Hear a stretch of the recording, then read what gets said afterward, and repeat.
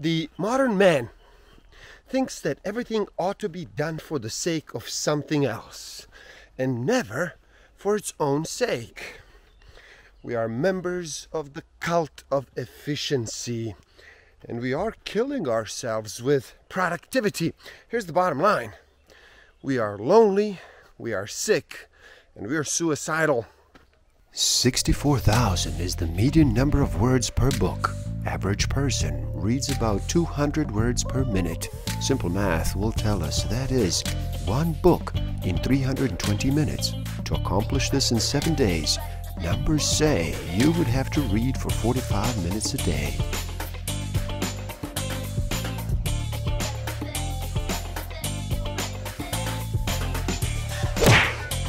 Don't forget to subscribe. Hit that notification button, like, comment, and share. Enjoy. Welcome to the Book of the Week series. Every week, as I read another amazing title, I share it with the world. My name is Igor S.F. Walker, and today we look at Do Nothing. Break away from overworking, overdoing, and underliving by Celeste Headlee. So, how about you slow down and relax? Reduce all that noise for just a bit. Make that choice and decide to listen. In this video, we look at a new path ahead, seeking to institute a global shift in our thinking so that we can stop sabotaging our well-being, put work aside, and start living life instead of doing life. Stick around till the end. I will share with you some tools I do have and use that will help you tremendously in this game of life.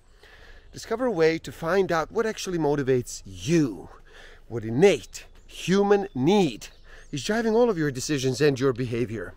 I will share some tools to improve your self-awareness, social awareness, self-management, and relationship management. Technology did not create this cult. It simply added to an existing culture. For generations, we have made ourselves miserable while we worked feverishly.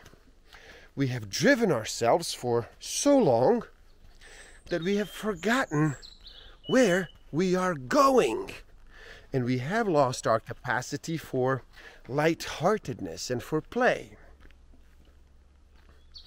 It was not my circumstances that caused my stress, but my habits. Why? Why do I do this? Why do any of us do this?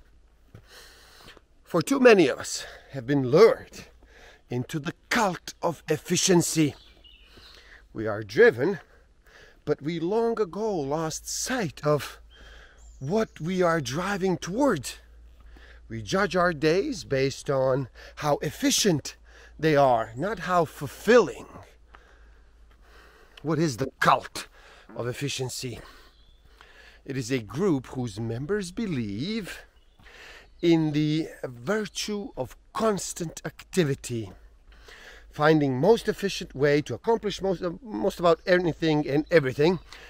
They are wrong. The efficiency is an illusion. They believe they are being efficient when they're actually wasting time. Imagine you finally earn $1 million. Euphoria ensues, right?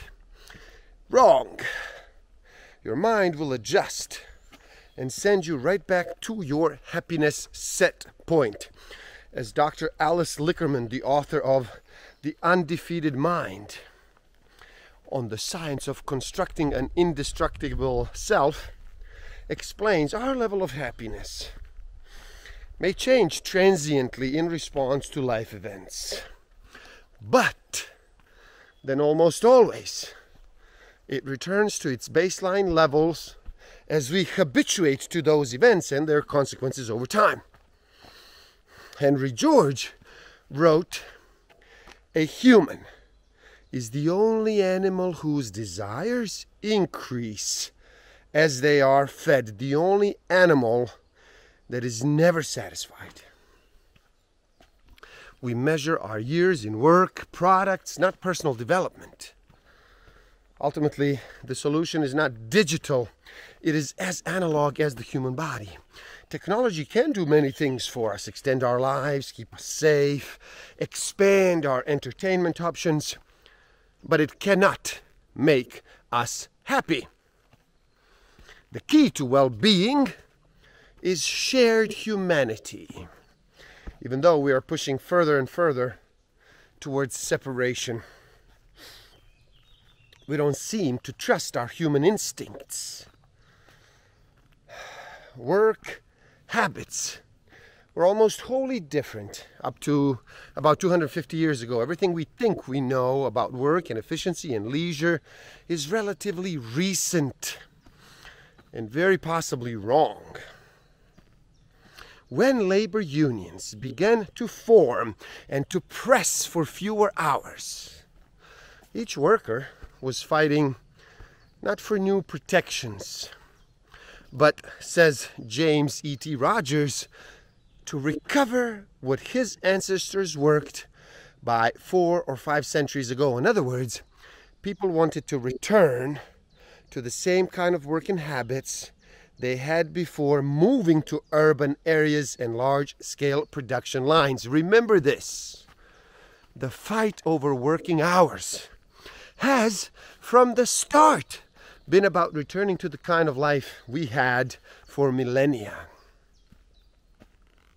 An alarming number of workers, both intellectual and manual, surrender nearly all their waking and even dreaming hours to labor. The notion of free time is as distant from most people's everyday experience as open space is. Yet, we've known for more than 100 years that long hours of labor do not actually increase productivity. We have data on this going back to 1800s.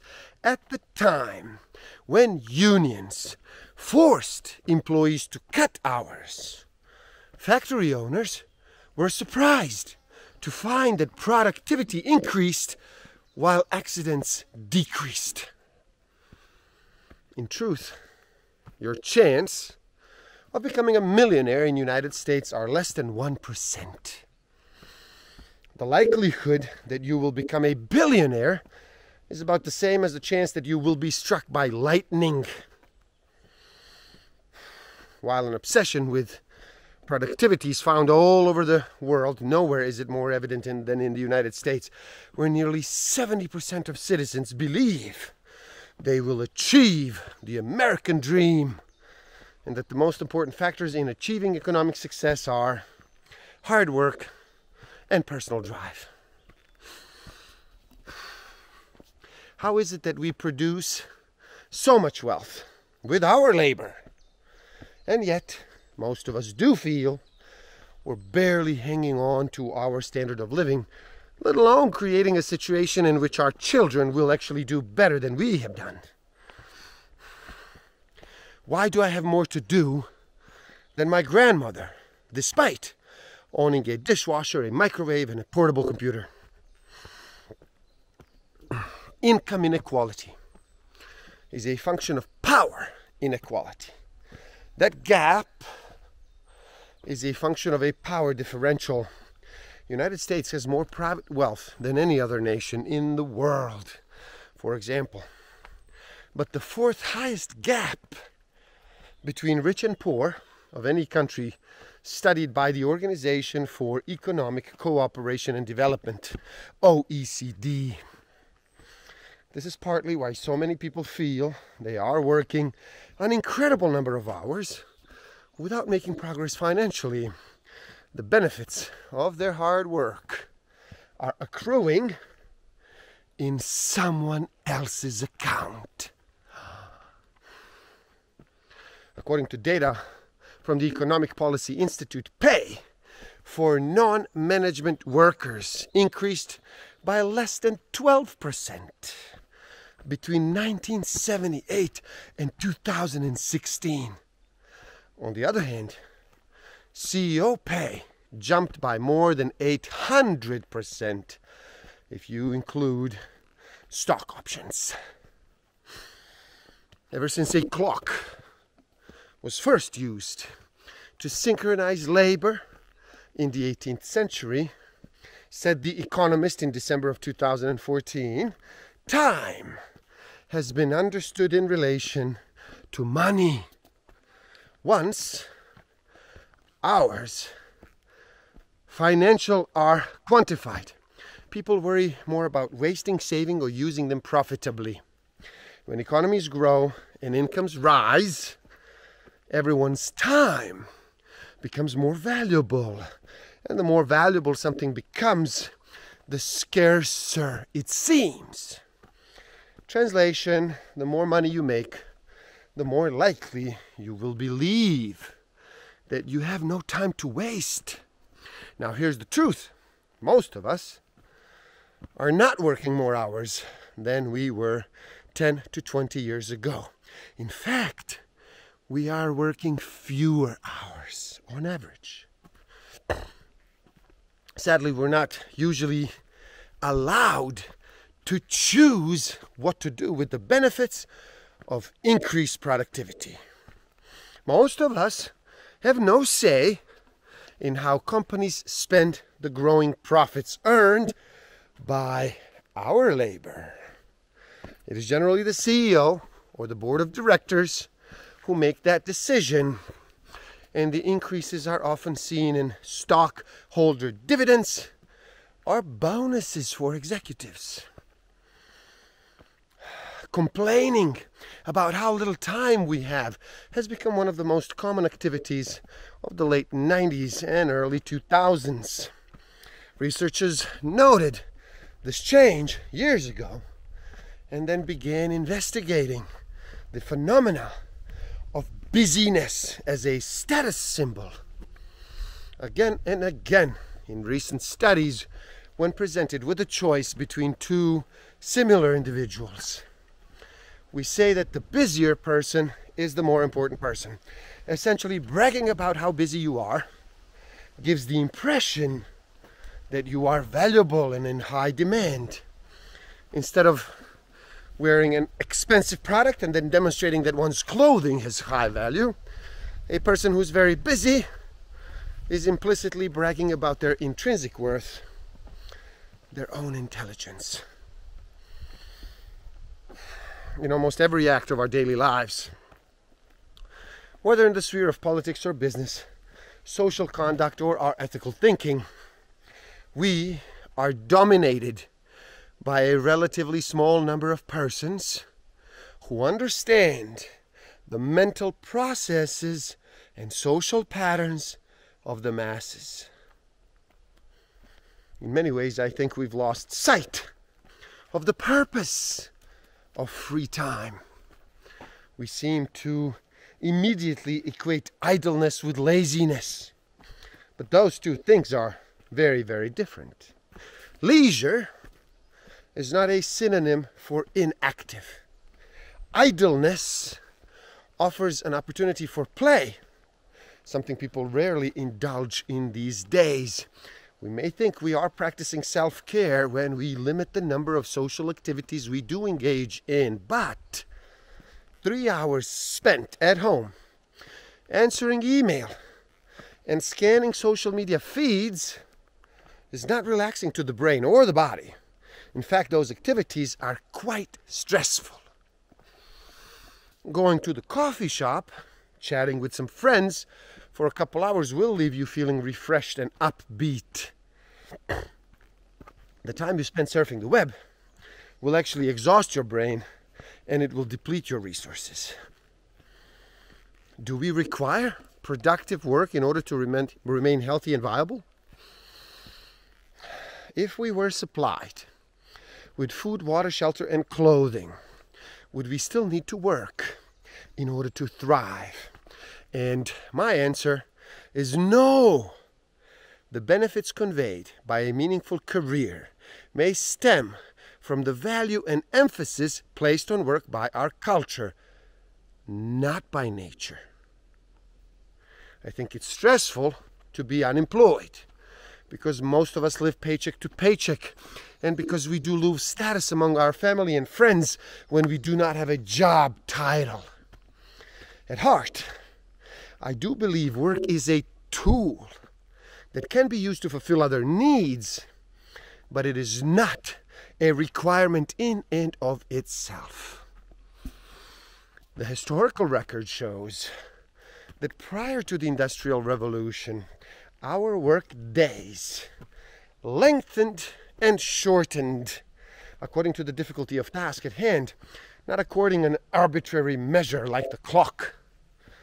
Historians have noted that before the age of manufacturing, our lives alternated between periods of intense labor like the harvest and expansive rest like the celebration after a harvest. Idleness is really time in which one is not actively pursuing a profitable goal. It means you are at leisure. There's even a good deal of clinical studies that suggest idleness is associated with high intelligence. Decades of research demonstrate that we are more creative, more insightful, and generally sharper when we allow ourselves a significant amount of leisure time. It makes sense too. It is possible that too much work can separate us from our own humanity. When our minds are idle, we allow ourselves to reconnect with our creativity and re-engage with reflective thought, two activities that are essential to progress. Now, voice-to-voice communication repeatedly outperforms text as more efficient and clear. So we're probably miscommunicating a lot by choosing the written word instead of the voice. It is our voice that humanizes us.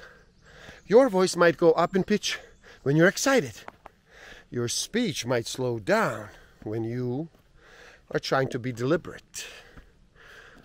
Tiny changes in tone, in rhythm, and in the breath serve as a cue for the presence of an active mental life. Text, the researchers concluded, doesn't provide the same cues that point to a human mind behind the message. So the possibility that the reader might dehumanize the author goes way up. If you think you're hearing someone speak to you, the part of your brain associated with empathy perks up, and you are more likely to feel compassionate towards that person. This is a big part of why our overuse of email and texting is contributing to dehumanization and to hatred. We simply need to hear each other's voices. Yet, I found that people have a very hard time accepting this. Researchers discovered that the brainwaves of the dozen people listening to the same story began to mirror those of the storyteller.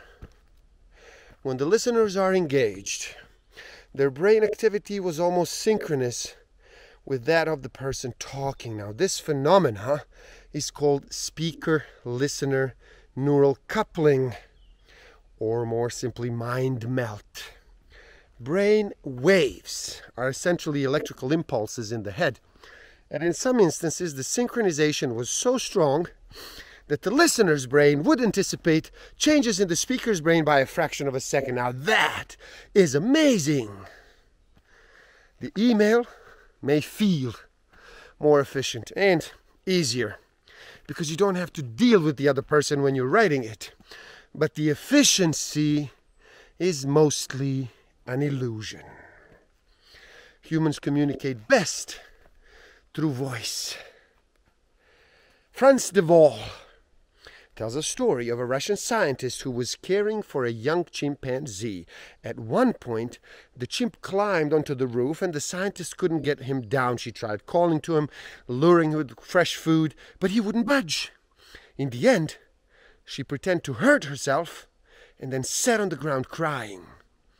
At last, the chimp came down and embraced her, choosing to give up his purge only in order to console his friend. The empathy of our closest evolutionary relatives exceeded even their desires for bananas. Duvall writes, empathy in service of belonging may be the underpinning of our basic moral code. You will find a version of a golden rule in almost every major religion in history. Darwin was confused by altruism. He didn't quite explain it.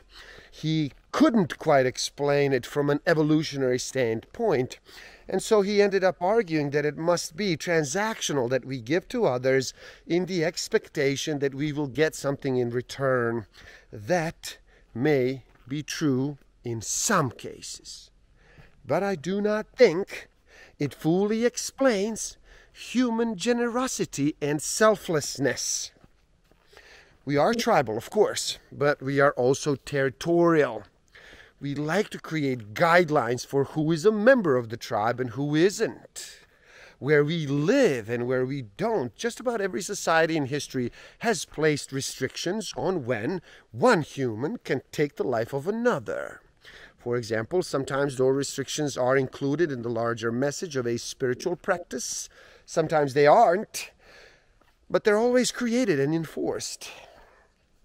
And it certainly makes sense that a species that survives through cooperation would need rules in order to govern behavior. Good fences in this sense really do make good neighbors.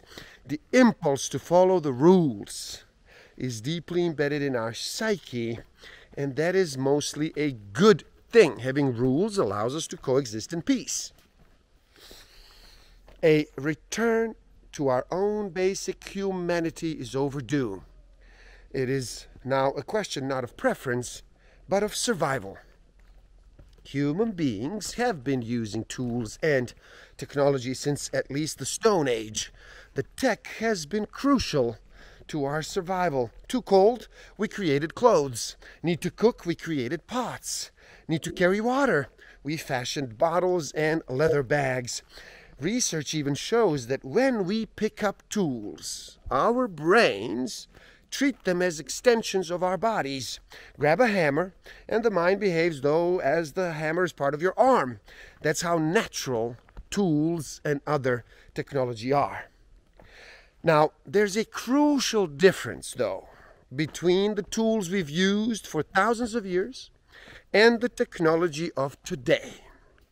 When you finish pounding a nail into a board, you generally set the hammer down. When you're done boiling water in a pot, you put the pot away. Most of the time, we use tools to accomplish specific tasks over limited periods of time. But that's not how we use our smartphones. With our phones, the task is never complete, and so the tool is never put away. Smartphones are extremely recent development. The first real smartphone was the Nokia 9000 communicator, introduced in 1996 for about $800, which would be equal to $1,300 in 2019. Blackberries came around 1999 at a time when only about 60% of American adults had a cell phone of any kind. Owning a BlackBerry in 2005 was still considered cool. The iPhone came out in 2007.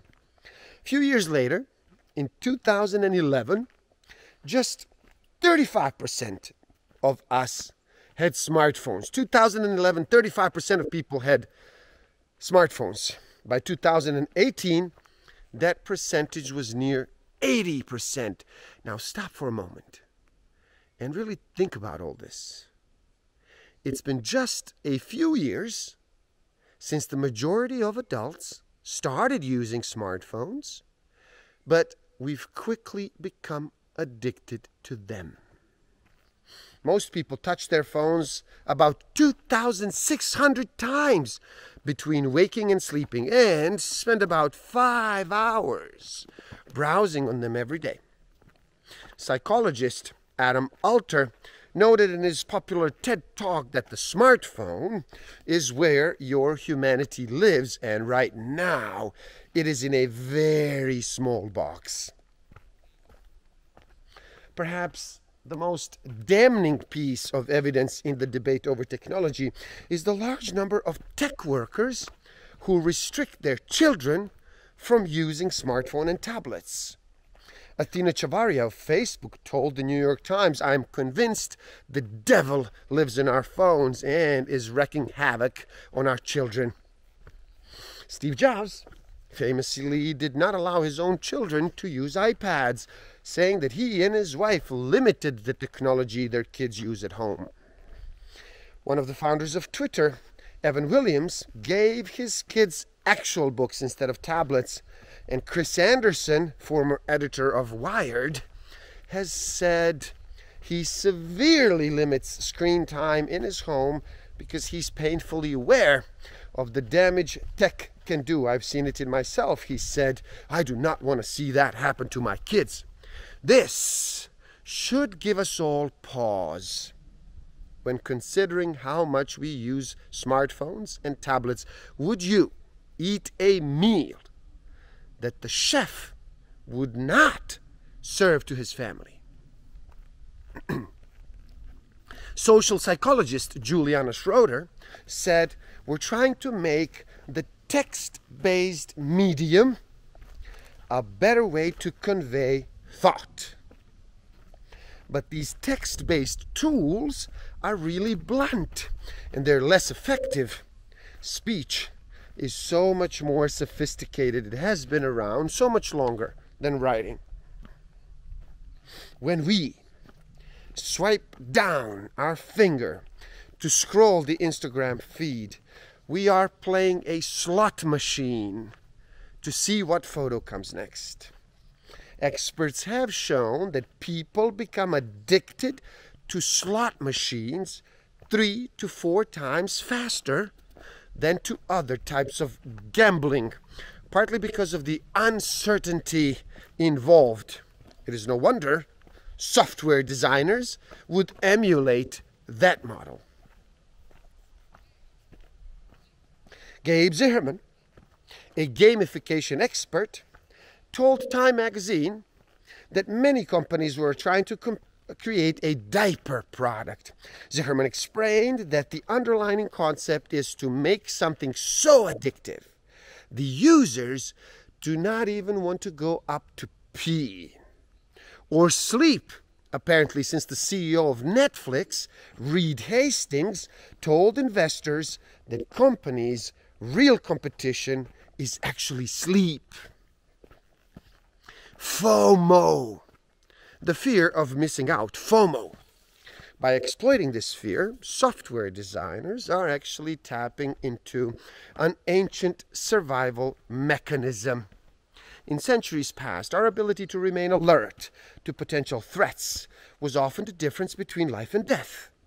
The urge to have the most current information is actually primal. As the clinical psychologist Anita Sands wrote on Quora, there's a region in the brain that is responsible for warning us when we are not getting all the information we do need or are being excluded from our community. That specialized part of the brain, she writes, is a part of the limbic system, the amygdala, whose job is to detect whether something could be a threat to our survival.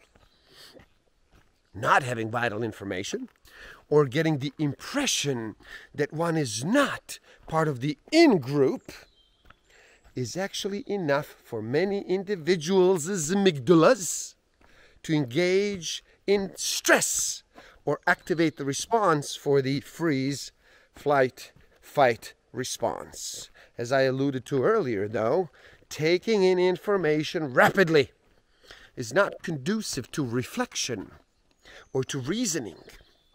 We do not question assumptions or spot logical fallacies, all too often we take misinterpretation and misinformation and then we spread it. The research is quite clear on this. The single most highly engineered productivity tool of the past 2 decades is negatively affecting the quality of our lives. The technical term for smartphone addiction is nomophobia, or the fear of being without your phone. Even senior citizens are prone to it. Nomophobia. The culture of constant work existed before Nokia released the first smartphone. It existed before Microsoft Windows or the iMac. When you're looking to something, for something to blame, for our current state of stress and anxiety and social isolation, you can start with tech, but you have to end up in the workplace. The office is where the dysfunction began, not the internet. Tech is a tool that should be used for a specific task and then set aside. Tech is not the problem, it is a symptom. The most isolated and the loneliest amongst us are the most technologically savvy, young people born since the mid-1990s. Loneliness is caused by a lack of intimate contact. Contacts that are rarely found online. Now, what's true of digital connection is also true of the office. Workplaces are not families, and co-workers are often not intimate friends. As our environment changed, we actually failed to adapt, and instead we doubled down on the strategy that seemed to work in the 1880s, although I would argue that it wasn't particularly good for the majority of human beings at any point in history. Now, many people in the industrial world have what I called busyness delusion, or the mistaken belief that we are busier than we really are. This may be difficult to accept, but many of us tend to think we work more hours than we actually do. I understand if you are immediately put off by that sentence. When working mothers kept their diaries for several weeks recently, they've actually found that they had much more time with their children than they initially thought. Still, many of us feel we are working too many hours and are constantly pressed for time. That's why it is crucial to determine just how your hours are being spent, so you can identify the source of your fatigue. Regardless of whether you are really working excessive hours or not, believing that you are short of time has real damaging effects. Believing it. When you are highly aware of time passing, it even makes you less compassionate towards others. What's more, it can interfere with your ability to make rational decisions. An understanding of how our hours are spent is known as time perception. People who have little time perception spend more time watching TV or lingering on social media sites, and they often report feeling overwhelmed. On the other hand, people who have high time perception scores, who are very aware of their schedules, actually tend to set aside more time for leisure. These people allow for time to contemplate and to reflect, and that gives them a sense that they have more time. This is not a vicious cycle, but a virtuous one. Now, make someone believe they have free time. That describes a feeling, not necessarily a tangible reality. No one in the experiment actually found more free time. Participants just felt they had more. And that feeling can actually come from keeping track of your hours, without changing a thing. That happens not by knuckling down and working more, but by taking more breaks. Counterintuitive, but perfectly true. If you're not scrambling to pay for water, food, clothing, for shelter, you might discover that increasing your time perception, becoming aware of how you spend your time, will bring greater happiness than a higher salary. We work long hours in order to make more money, not realizing that once we've met our fundamental needs, it is leisure time that increases happiness, not necessarily extra cash. So track your time. If your goal is less stress and more happiness, years of scientific research have proven that rather than trading your time for money, it is best to trade your money for time. Buying time leads to much higher levels of life satisfaction, whereas feeling short on time leads to poor sleep patterns, anxiety, and less happiness, and is even linked to obesity, because people who feel that they are too busy are less likely to exercise or eat well. The default mode network, or DMN, becomes active when we allow our minds to wander. When the DMN is engaged, it works on our memories, putting past events into context and making moral evaluations about things that have happened. It also imagines the future, tries to understand the emotions of others, and reflects on our own emotions and decisions. The default network is crucial for empathy, for self-reflection, and for theory of mind, the ability to imagine what others may be thinking. Allowing our brains to switch into default mode is crucial for our well-being. Increase time perception. Create your ideal schedule. Stop comparing at a distance. Work fewer hours. Schedule leisure time. Schedule social time. Work in teams. Commit small, selfless acts. Focus on ends, not the means. Stop trying to prove something to others. Reclaim your time and reclaim your humanity. We have changed our environment more quickly than we know how to change ourselves. Walter Lippmann. And there you have it. Do nothing. Please do help out. It is easy. Simply like this video so more people can enjoy it. Share it too and spread the word. Do leave a comment and share your thoughts. Subscribe to my channel and stay up to date. And the link to this book is in the description below. So buy it and read and never stop learning, especially learning about yourself and nature. So gift yourself by taking the free human needs test on my website and find out what actually motivates you. What innate human need is driving all of your decisions and your behavior. And if you feel you are ready to improve your self-awareness, social awareness, self-management, and relationship management even further, do check out my Master of Life Awareness program. The links are in the description below. Thank you. Love and respect.